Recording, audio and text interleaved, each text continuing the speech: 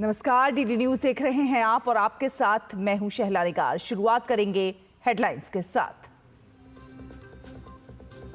केंद्रीय गृह मंत्री अमित शाह आज महाराष्ट्र के दौरे पर रहेंगे। पुणे में पश्चिमी क्षेत्रीय परिषद की 27वीं बैठक की करेंगे अध्यक्षता।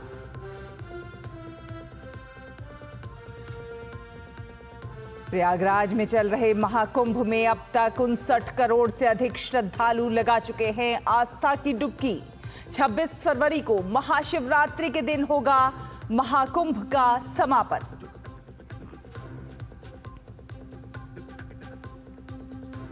हमास सैकड़ों फिलिस्तीनी कैदियों के बदले में 6 इजरायली बंधकों को आज करेगा रिहा।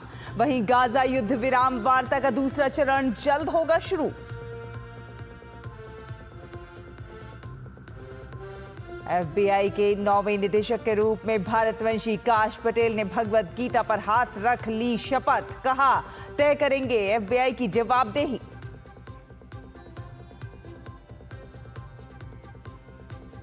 और चैंपियंस ट्रॉफी क्रिकेट प्रतियोगिता में आज लाहौर में ऑस्ट्रेलिया और इंग्लैंड होंगे आमने सामने। वहीं कल कराची में हुए मुकाबले में दक्षिण अफ्रीका ने अफगानिस्तान को 107 रन से हराकर जीत के साथ किया आगाज। और आपको बता दें कि केंद्रीय गृह मंत्री एवं सहकारिता मंत्री अमित शाह आज महाराष्ट्र के दौरे पर रहेंगे। गृह मंत्री कई सार्वजनिक कार्यक्रमों में भाग लेंगे। सबसे पहले वो पुणे में पश्चिमी क्षेत्रीय परिषद की 27वीं बैठक की अध्यक्षता करेंगे और इसके बाद जनता सहकारी बैंक लिमिटेड के हीरक जयंती समापन समारोह में भाग लेंगे। गृह मंत्री महाआवास अभियान 2024-25 के प्रधानमंत्री आवास योजना ग्रामीण चरण 2 के अंतर्गत 20 लाख आवास लाभार्थियों को स्वीकृति पत्र का वितरण तथा 10 लाख आवास लाभार्थियों को पहली किस्त का वितरण करेंगे।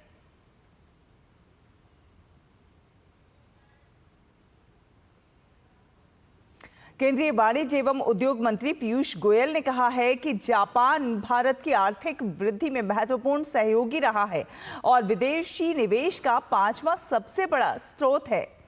नई दिल्ली में भारत जापान अर्थव्यवस्था और निवेश फोरम को संबोधित करते हुए गोयल ने कहा कि 2000 से 2024 के बीच जापान से प्रत्यक्ष विदेशी निवेश $43 बिलियन से अधिक हो गया है। गोयल ने यह भी कहा कि 2011 में हस्ताक्षरित व्यापक आर्थिक भागीदारी समझौते ने द्विपक्षीय व्यापार को काफी मजबूत किया है, जिसमें 1400 से अधिक जापानी कंपनियां भारत में काम कर रही हैं।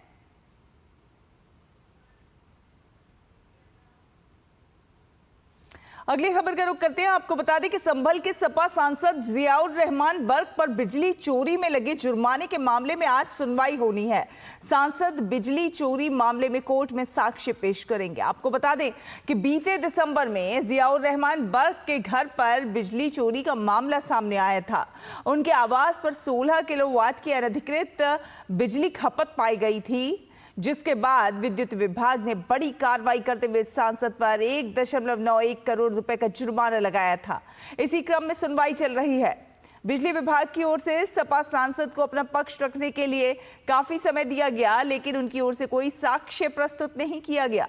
साक्ष्य प्रस्तुत किए जाने के लिए अंतिम सुनवाई 7 फरवरी को तय थी, लेकिन सांसद के अधिवक्ता ने समय दिए जाने के लिए प्रार्थना पत्र दिया था, जिस पर विभाग ने 15 दिन का समय दिया था। आज सांसद को बिजली खपत के साक्ष्य प्रस्तुत करने हैं।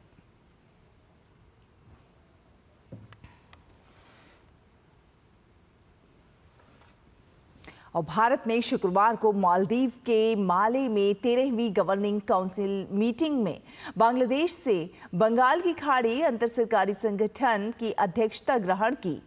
मत्स्य विभाग के सचिव डॉक्टर अभिलक्ष लिखी के नेतृत्व में भारतीय प्रतिनिधिमंडल ने इस कार्यक्रम के दौरान अध्यक्षता ग्रहण की। डॉक्टर लिखी ने आश्वासन दिया कि भारत BOBP IGO की सफलता को नई ऊंचाइयों तक ले जाने के लिए पूरे लगन से काम करेगा।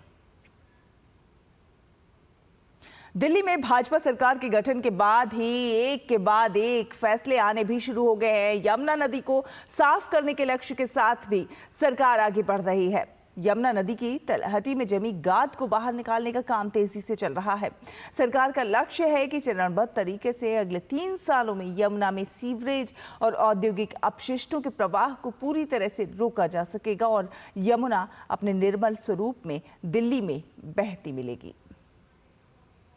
एक्शन मोड में दिल्ली की सरकार और सरकार के गठन होते ही यमुना में सफाई का काम तेज गति से जारी है। और आप हमारे पीछे देख सकते हैं यमुना की यही तस्वीर है कि हमारे सामने ये देख रहे हैं कि यमुना नदी से जो गाद जो निकालने का जो कार्यक्रम है वो कार्यक्रम शुरू हो गया है। सरकार का ये जो दावा है कि अगले 3 सालों में यमुना नदी की जो सफाई को पूरा कर लिया जाएगा और इन पूरे के पूरे अभियान को, यमुना सफाई के अभियान को सरकार की तरफ से कहा गया है कि 4 चरणों में इस अभियान को पूरा किया जाएगा। और इसका जो सबसे पहला चरण है वो चरण है कि जो यमुना की तलहटी में, यमुना के किनारे में जो गाद जो जमी हुई है उस गाद को, खरपतवार को या उन सारे चीज़ों को बाहर निकालना।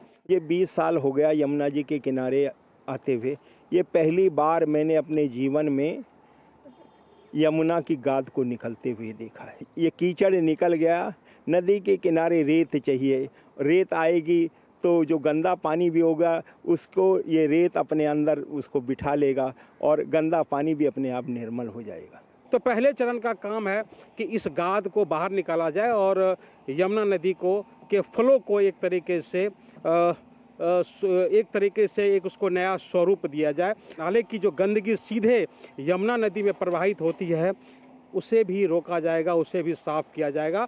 और जब 2 चरणों में यमुना सफाई अभियान को गति मिलेगी उसके बाद सरकार की ये कोशिश होगी कि यमुना नदी के जो एसटीपी की जो क्षमता है, जो पानी को शुद्ध करने की जो क्षमता है, उस क्षमता को में इजाफा किया जाए। सबसे अंतिम उसका जो चरण है, जो चौथा चरण जिसको आप कहेंगे, उस चरण में हम कह सकते हैं कि जो एसटीपी का जो निर्माण है, एसटीपी का निर्माण किया जाएगा। 22 किलोमीटर की ये रेंज है जो यमुना के साथ लगती है। तो निरंतर आप देखोगे सभी घाटों पे इस तरह की प्रक्रिया सरकार के द्वारा चल रही है कि जितनी जल्दी हो सके हम सफाई कर। और ये मुझे लगता है पूर्वांचल को एक बहुत बड़ा तोहफा के रूप में देने वाले भी हैं कि जो हमारा छठ घाट यहाँ का है यमुना घाट का, उसे जो है ये पूरा सौंदर्यीकरण कर दें। सरकार की ये कोशिश है कि ये जो तलहटी का ये 22 जो किलोमीटर है यमुना नदी को, पहले इस तलहटी में जमी काई को, तलहटी में जमी खरपतवार को निकाला जाए ताकि यमुना के फ्लो को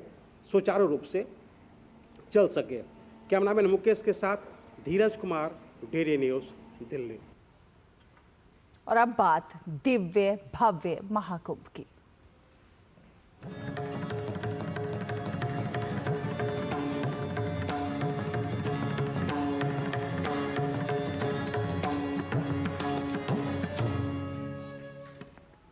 महाकुंभ का आज 41वां दिन है। श्रद्धालुओं का उत्साह लगातार बरकरार है। मेला प्रशासन का ये दावा है कि 13 जनवरी से शुरू हुए इस महाकुंभ में अब तक 59 करोड़ से अधिक श्रद्धालु इस संगम में आस्था की डुबकी लगा चुके हैं। रविवार तक ये संख्या 60 करोड़ के पार हो जाने का अनुमान लगाया जा रहा है। वहीं शुक्रवार शाम 1.28 करोड़ से अधिक श्रद्धालुओं ने स्नान किया। महाकुंभ का समापन अब 26 फरवरी को होगा। महाकुंभ के समापन में अब महज 4 दिन बाकी हैं। आखिरी मुख्य स्नान महाशिवरात्रि पर है। ऐसे में श्रद्धालुओं की संख्या और बढ़ने का अनुमान है। श्रद्धालुओं की सुरक्षा और व्यवस्था के लिए यूपी सरकार पूरी तरह से मुस्तैद है। महाकुंभ के मद्देनजर यात्रियों की भारी संख्या से निपटने के लिए नई दिल्ली रेलवे स्टेशन पर होल्डिंग एरिया का निर्माण किया गया है। अजमेरी गेट की तरफ से एक बड़े पंडाल में यात्रियों की जरूरत की तमाम सुविधाएं उपलब्ध कराई जा रही हैं और इसी एरिया से मुसाफिरों को सुरक्षा घेरे में सीधे प्लेटफॉर्म तक पहुंचने की व्यवस्था की गई है ताकि अप्रिय घटनाओं पर लगाम लगाई जा सके। नई दिल्ली रेलवे स्टेशन पर जब आप पहुंचते हैं तो उसके ठीक दाहिनी तरफ अजमेरी गेट साइड में ये होल्डिंग एरिया बनाया गया है, जिस होल्डिंग एरिया में मुसाफिर को तमाम तरह की सुविधाएं उपलब्ध कराने की कोशिश की जा रही है। यहाँ पर लोग टिकट खरीद सकते हैं, टिकट वेंडिंग मशीन लगाई गई है और क्या क्या सुविधा दी गई है, इस पर हम बातचीत करेंगे उत्तर रेलवे के CPRO हिमांशु शेखर उपाध्याय से, जो हमारे साथ एक्सक्लूसिव अभी जुड़ रहे हैं बातचीत के लिए। इस होल्डिंग एरिया में 15 unreserve ticketing counter, 10 automatic ticket vending machine है। साथ ही साथ में आप देख लें खाने पीने की व्यवस्था है, 2 पूछताछ काउंटर हैं, साथ में अटैच एक मोबाइल टॉयलेट है और साथ ही साथ डिलक्स टॉयलेट भी इसके साथ में अटैच है, ताकि लोगों को यहाँ पर वेट करने में किसी प्रकार की असुविधा ना हो, हर प्रकार से सहूलियत रहे। देखिए टिकट काउंटर है जिसमें से एक टिकट काउंटर महिलाओं के लिए डेडिकेटेड है, ताकि हमारी जो महिला यात्री हैं वो किसी तरह से परेशान ना हो, आराम से टिकट मिले। देखिए हमारे RPF के जवान भी लगातार अनाउंसमेंट कर रहे हैं। जो भी प्रयागराज जाने की हमारी स्पेशल ट्रेन हैं वो सारी की सारी प्लेटफॉर्म नंबर 16 से चलाई जाएंगी, ताकि लोगों को फुट ओवरब्रिज न चढ़ना पड़े या सीढ़ियां न चढ़ना पड़े। नई दिल्ली रेलवे स्टेशन का ये 16 नंबर प्लेटफॉर्म का ये एस्केलेटर है।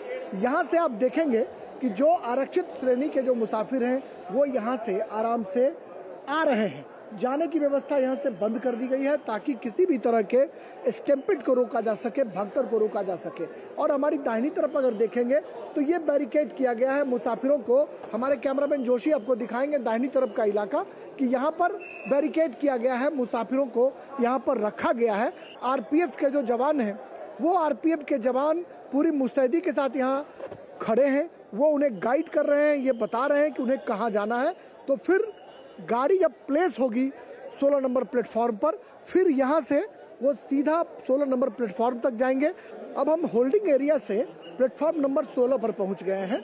यहाँ पर ये जो मुसाफिरों को रखा गया है ये बैरिकेड कर, इसका क्या उद्देश्य है, क्यों यहाँ पर रखकर फिर अब उसको प्लेस कर रहे हैं? इसका उद्देश्य ये है ना कि ये हमारे प्रयागराज जाने वाले श्रद्धालु हैं, तो जिन्होंने अनरिजर्व टिकट ले रखा है तो इनको यहाँ होल्ड करा रहे हैं। जैसे ही प्रयागराज जाने वाली गाड़ी प्लेस होगी प्लेटफॉर्म पे तो इनको रेगुलेटेड मैनर में अंदर की तरफ एंट्री दी जाएगी। अपनी बारी की प्रतीक्षा कर रहे ये वो मुसाफिर हैं जिन्हें 16 नंबर प्लेटफॉर्म से पर ही बैरिकेड कर इनको रोक कर रखा गया है, ताकि जब इनकी ट्रेन 16 नंबर प्लेटफॉर्म पर प्लेस हो तो ये आराम से अपने ट्रेन के भीतर दाखिल हो जाएं। ये प्लेटफॉर्म पर ट्रेन जो है वो खड़ी हो रही है और जब लोग यहाँ पर जब गाड़ी आती है तो यहाँ से RPF के लोग, CRPF के लोग, दिल्ली पुलिस के लोग उन्हें उनके बॉगी तक पहुँचाते हैं, पूरी सुरक्षा घेरे के बीच से उन्हें ले जाकर, ताकि किसी भी तरह की भगदड़ की स्थिति को रोका जा सके। कैमरामैन राजेंद्र जोशी के साथ नई दिल्ली रेलवे स्टेशन से मैं राजेश राज, DD न्यूज़ के लिए। और प्रयागराज में देश और दुनिया के श्रद्धालु आस्था की डुबकी लगा रहे हैं और इस बीच कुछ असामाजिक तत्व लोगों की आस्था से खिलवाड़ करने में भी जुटे हुए हैं। ये लोग महाकुंभ के नाम पर भ्रामक और आपत्तिजनक पोस्ट को प्रसारित कर रहे हैं। हालांकि अब यूपी पुलिस ऐसे लोगों के खिलाफ सख्त कार्रवाई करने में जुट गई है। यूपी पुलिस ने अब तक ऐसे 137 सोशल मीडिया अकाउंट्स को चिन्हित कर उन पर कार्रवाई की है जो महाकुंभ के बारे में लोगों को भ्रमित कर रहे थे। इन अकाउंट्स के जरिए असामाजिक तत्व लगातार उत्तर प्रदेश सरकार को बदनाम करने में जुटे थे। ये लोग अलग अलग स्थानों के वीडियोस को महाकुंभ का बताकर लोगों में भ्रम और डर पैदा करने में जुटे हुए थे। हाल ही में इन अकाउंट्स की मदद से ये दुष्प्रचार फैलाने की कोशिश की गई थी कि महाकुंभ में स्नान करने आई महिलाओं के वीडियोस सोशल मीडिया पर अपलोड किए जा रहे हैं। उत्तर प्रदेश पुलिस अब ऐसे लोगों पर पैनी नजर बनाए हुए है। पुलिस की ओर से सोशल मीडिया की सघन मॉनिटरिंग की जा रही है।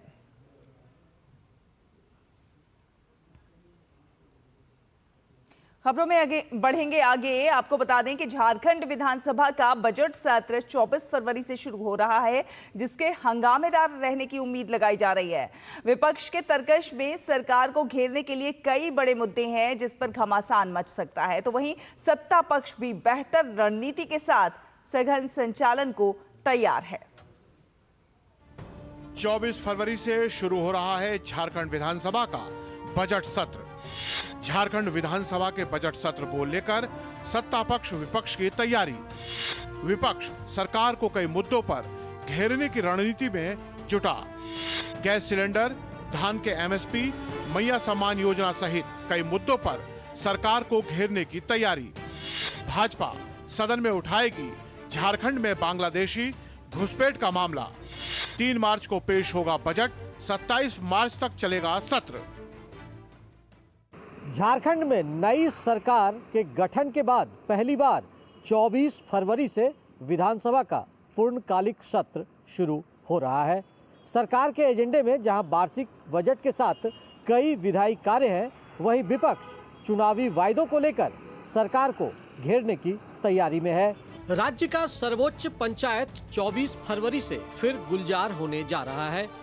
बजट सत्र में सत्ता पक्ष और विपक्ष फिर आमने सामने होंगे।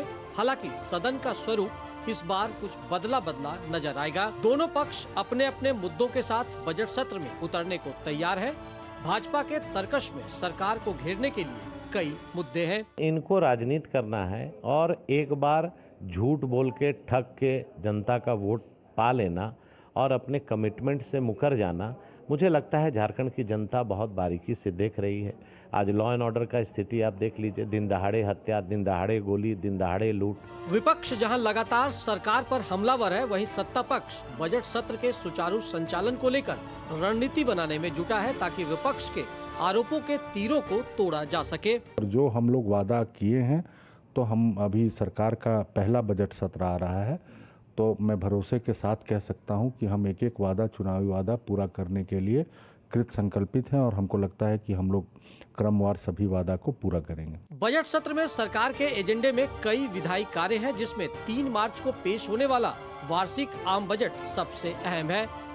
झारखंड मुक्ति मोर्चा की अगुवाई वाली हेमंत सरकार अबुआ बजट को लेकर कई दौर की बैठकें कर चुकी है और बजट में उन चुनावी वायदों को पूरा करने की कोशिश में है, जिसको लेकर सरकार लगातार विपक्ष के निशाने पर है। हम लोग समाज के हर क्षेत्र से लोगों का सुझाव मांग रहे हैं और जो पोर्टल हम लोगों ने अनाउंस कर रखा है उसके माध्यम से भी सुझाव आए। बजट सत्र को लेकर बैठकों का सिलसिला भी शुरू हो चुका है। विधानसभा अध्यक्ष ने अधिकारियों संग बैठक कर विधि व्यवस्था और अन्य मुद्दों पर निर्देश और सुझाव दिए। सत्र के सुचारू संचालन को लेकर स्पीकर सर्वदलीय बैठक भी करेंगे। उधर सत्ता पक्ष और विपक्ष भी रणनीति बनाने के लिए अलग अलग बैठकें करेगा। झारखंड विधानसभा का बजट सत्र हालांकि 24 फरवरी से शुरू होने जा रहा है, लेकिन पक्ष विपक्ष की तकरार विधानसभा चुनाव से ही चली आ रही है, जिसकी गर्माहट बजट सत्र में भी देखने को मिलेगी।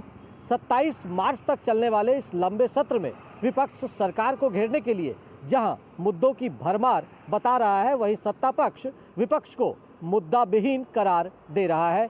कौन किस पर हावी होगा यह तो सदन में पता चलेगा, लेकिन बयानों के तीर अभी से ही चलने शुरू हो गए हैं। रांची से कैमरामैन विकास के साथ मैं दिवाकर कुमार, दूरदर्शन समाचार। और केंद्रीय ऊर्जा मंत्रालय ने बीते 1 दशक की उपलब्धियों और भविष्य की योजनाओं को लेकर शुक्रवार को एक संवाददाता सम्मेलन किया, जिसमें केंद्रीय ऊर्जा मंत्री मनोहर लाल, ऊर्जा राज्य मंत्री श्रीपद नाइक और ऊर्जा मंत्रालय के सचिव पंकज अग्रवाल शामिल हुए। ऊर्जा मंत्रालय की 10 साल की उपलब्धियों पर आइए देखते हैं ये खास रिपोर्ट। देश में हर घर बिजली पहुंचाने के लिए ऊर्जा मंत्रालय के द्वारा पिछले 10 वर्षों में कई कार्य योजनाओं की शुरुआत की गई है। हर घर बिजली पहुंचाने के लिए पीएम सौभाग्य योजना के तहत अक्टूबर 2017 से मार्च 2022 के बीच 2 करोड़ 86 लाख परिवारों को जोड़ा गया, जो अब तक बिजली की सुविधा से वंचित थे। ऊर्जा मंत्री मनोहर लाल ने बीते 10 वर्षों में पावर सेक्टर की उपलब्धियों को बताते हुए कहा है कि दीनदयाल उपाध्याय ग्रामीण विद्युतीकरण योजना के तहत 18,374 गांवों का विद्युतीकरण किया गया।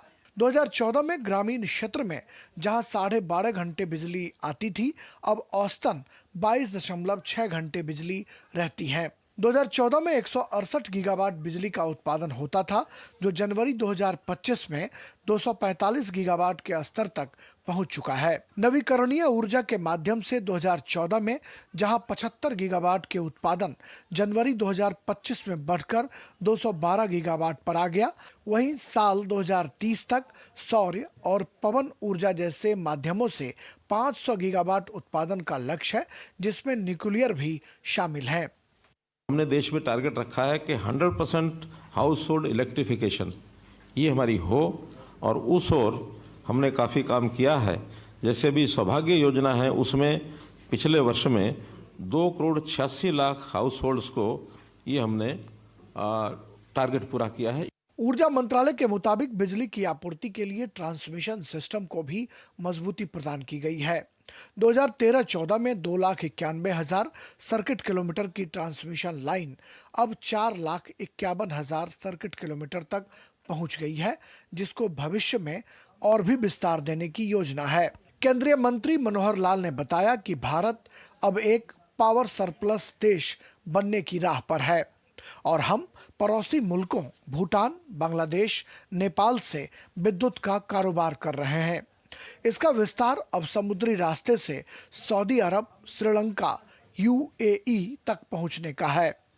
अब हम सरप्लस एनर्जी स्टेट कंट्री, जो डेफिसिट पावर कंट्री था, वो सरप्लस पावर कंट्री, ये अब हम कहलाने के लिए आगे बढ़ रहे हैं। बीते बजट में भी पावर सेक्टर पर काफी ध्यान दिया गया है, जिसमें सरकार का फोकस अब न्यूक्लियर पावर पर है। हर घर बिजली की डिमांड और बिजली की बढ़ती मांग को देखकर ऊर्जा मंत्रालय द्वारा क्रमवार योजना बनाई गई है, जिसके चलते 2030 तक फॉसिल फ्यूल का टारगेट 270 गीगावाट रखा है और नॉन फॉसिल फ्यूल का टारगेट 500 गीगावाट रखा है। इसके पीछे ऊर्जा मंत्रालय का तर्क ये है कि नॉन फॉसिल फ्यूल को बढ़ावा देने से जहां पर्यावरण प्रदूषण में कमी आएगी, वहीं लोगों को आर्थिक बचत भी होगी। कैमरा पर्सन आशीष के साथ निशांत राय, DD न्यूज़, दिल्ली। अब रुक करेंगे अंतर्राष्ट्रीय खबरों का। आपको बता दें कि हमास आज 6 इजरायली बंधकों को रिहा करेगा और इसके बदले में इजराइल 602 फिलिस्तीनी कैदियों को रिहा करेगा। आज बंधकों की रिहाई युद्ध विराम समझौते के पहले चरण में होने वाली आखिरी रिहाई होगी। हमास जिन बंधकों को रिहा करेगा उनके नाम एलिया कोहेन, ओमर शेमतोव, ताल शोहम, ओमर वेंकट, हिशाम अल सईद और एवेरा मैंगिस्टो हैं। पहले चरण के तहत 33 इजरायली बंधकों को रिहा किया जाना है। इसमें इजराइल के किडनैप 19 बंधक को अब तक 1100 से ज्यादा फिलिस्तीनी कैदियों के बदले रिहा किया जा चुका है। इजराइल का कहना है कि शेष 14 में से 8 की मौत हो चुकी है।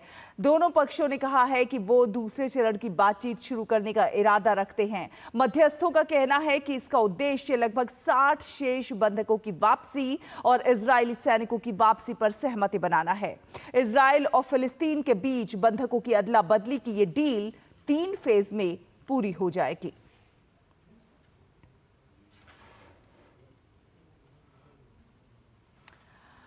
और खबरों में आगे बढ़ेंगे। आपको बता दें कि काश पटेल का पूरा नाम कश्यप प्रमोद विनोद पटेल है। उनका जन्म 25 फरवरी 1980 को न्यूयॉर्क में एक गुजराती अप्रवासी परिवार में हुआ था। उन्होंने 2005 में Pace University School of Law से कानून की डिग्री प्राप्त की और 2004 में यूनिवर्सिटी कॉलेज लंदन से अंतर्राष्ट्रीय कानून में डिप्लोमा हासिल किया, जिससे उनकी कानूनी और राष्ट्रीय सुरक्षा करियर की नींव पड़ी। पटेल ने 2006 से 2014 तक मियामी डेड काउंटी फ्लोरिडा में पब्लिक डिफेंडर के रूप में काम किया और बाद में संघीय सेवा में शामिल हुए। 2014 से 2017 तक उन्होंने यूएस डिपार्टमेंट ऑफ जस्टिस में ट्रायल अटॉर्नी के रूप में राष्ट्रीय सुरक्षा मामलों में महत्वपूर्ण अनुभव अर्जित किया। 2017 में उन्होंने हाउस इंटेलिजेंस कमेटी में सीनियर काउंसिल के रूप में काउंटर टेररिज्म से जुड़े मामलों को संभाला था।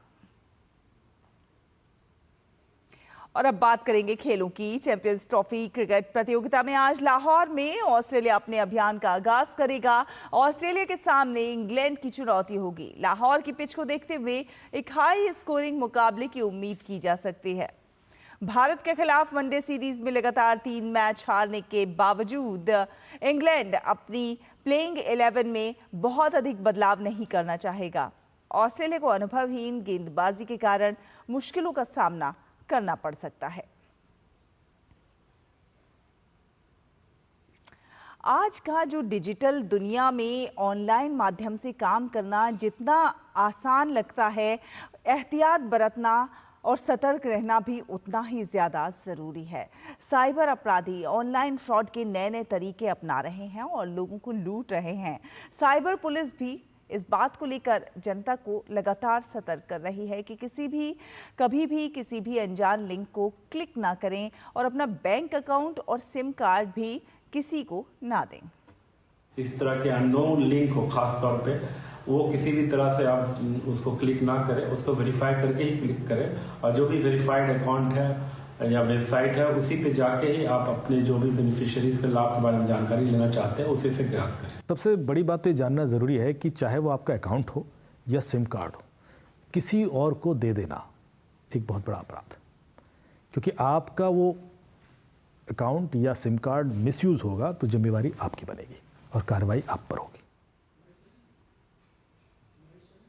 तो साइबर अपराध, डिजिटल धोखाधड़ी भारत की वित्तीय और राष्ट्रीय सुरक्षा के लिए जोखिम पैदा कर रहे हैं। इन अपराधियों के ठगने के तरीकों को समझना भी बहुत ज़्यादा ज़रूरी है। लेकिन क्या कभी आपने सोचा है कि कौन है ये अपराधी और कैसे करते हैं आपको गुमराह? तो ये जानने के लिए देखिए हमारा कार्यक्रम साइबर अलर्ट आज रात 9 बजे DD न्यूज़ पर। और इसी के साथ मुझे दीजिए इजाज़त। नमस्कार। बढ़ रहे हैं मामले, कौन है ये साइबर अपराधी, कैसे अंजाम देते हैं ये साइबर फ्रॉड को? फ्रॉडस्टर्स जो हमारे सिटीजन्स की जो इमोशंस हैं उनको ब्लैकमेल करते हैं। अननोन नंबर से लिंक या एपीके फाइल इस तरह को कोई शेयर करता है आपको व्हाट्सएप पे या SMS पे या जहाँ भी, तो उसको डाउनलोड नहीं करें। तो सबसे बड़ी बात तो ये जानना ज़रूरी है कि चाहे वो आपका अकाउंट हो या सिम कार्ड, किसी और को दे देना एक बहुत बड़ा अपराध है। देखिए साइबर अलर्ट इस शनिवार रात 9 बजे सिर्फ DD न्यूज़ पर।